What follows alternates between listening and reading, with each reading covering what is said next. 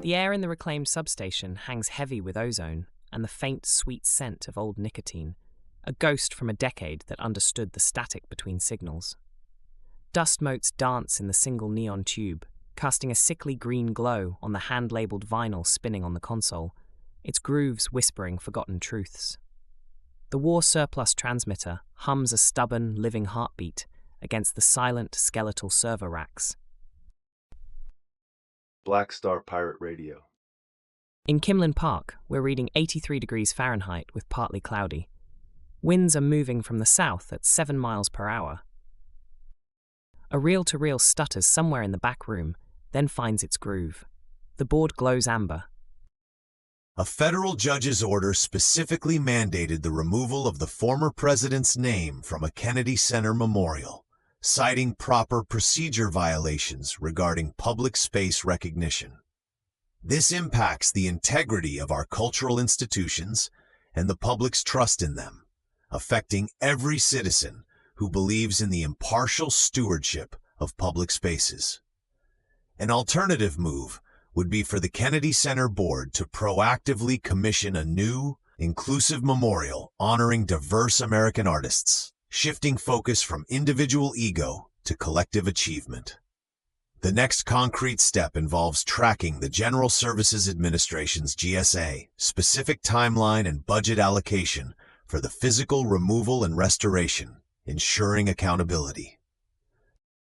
This declared disinterest projects a structural fault, revealing how civic expectations clash with personal grievance regarding public symbols. Provenance isn't just about naming, it's about shared consent to public space, testing the integrity of our cultural commons.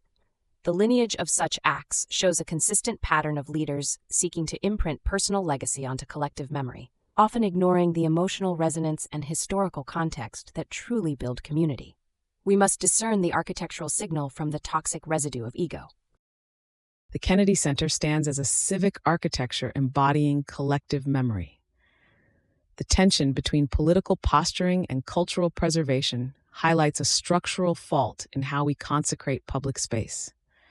Rebuilding demands asserting community dignity and ownership over these symbolic anchors, shifting from top-down imposition to a foundation built on genuine consent and shared values.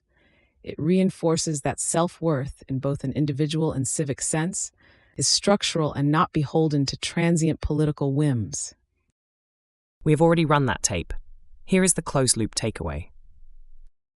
Concrete facts detail accusations against the Israeli military for destroying cultural and religious heritage sites in southern Lebanon, with widespread documentation emerging from various NGOs and international observers.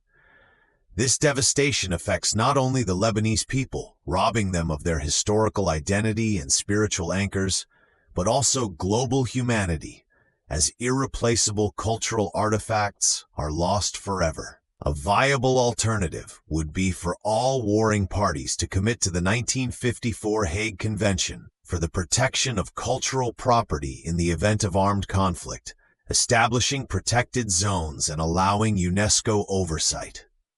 Our next move, strategically, is to support international efforts for independent investigations and demand immediate access for cultural heritage assessment and preservation teams. This systematic destruction is more than collateral damage. It's an assault on the collective memory and identity of a people. It's a structural vector designed to erase provenance, to break the historical chain that links communities to their past. The emotional trauma of losing sacred sites runs deeper than physical wounds, aiming to dismantle the very inner architecture of resilience. This isn't just about buildings. It's about the stories, the rituals, the shared consent to a narrative that defines who they are. When cultural heritage is targeted, it's a direct strike against the resilient inner and civic architectures of a society. These sites are not mere stones. They are embodiments of dignity, symbols of enduring spirit, and anchors for community identity. Rebuilding from such devastation requires a global assertion of shared human heritage, fostering a collective will to protect and restore, ensuring that the consent of future generations to their own history is not irrevocably stolen. We must build bridges of understanding where bombs create craters of forgetting. On Iran, the concrete facts are that a 90-day ceasefire has seen both sides insist on the other's greater need for a deal, indicating a stalemate driven by perceived leverage. This affects regional stability, global energy markets, and the everyday citizens living under the constant shadow of potential escalation. In Bolivia, a breaking point often refers to internal political instability exacerbated by external influences, like the Spanish scandal, which typically involves alleged interference or corruption. This impacts Bolivian sovereignty and the trust citizens place in their governance. For Iran, an alternative could be UN-mandated multilateral talks with clear de-escalatory benchmarks, rather than bilateral posturing. For Bolivia, an immediate and transparent international investigation into the Spanish scandal is crucial. Our next move for both situations is to advocate for strong diplomatic pressure toward transparent, consent-based resolutions, and to bolster independent media reporting to cut through state-sponsored narratives. The boredom alleged in the Iran standoff is a structural signal of a leader detached from the profound emotional and logical consequences of their policy. This isn't about personal interest. It's about the intricate dance of international relations built on provenance and historical grievances. The Bolivian breaking point reveals a similar fault line where internal self-determination clashes with external manipulation, eroding the inherent dignity of a nation. These are not isolated incidents, but interconnected narratives of power dynamics challenging the collective consent required for stable global architecture. We must use sharp discernment to separate true diplomatic signals from mere political theater. These global tensions, from Iran's strategic deadlock to Bolivia's internal unraveling, reflect the constant challenge to build resilient civic architectures on an international scale.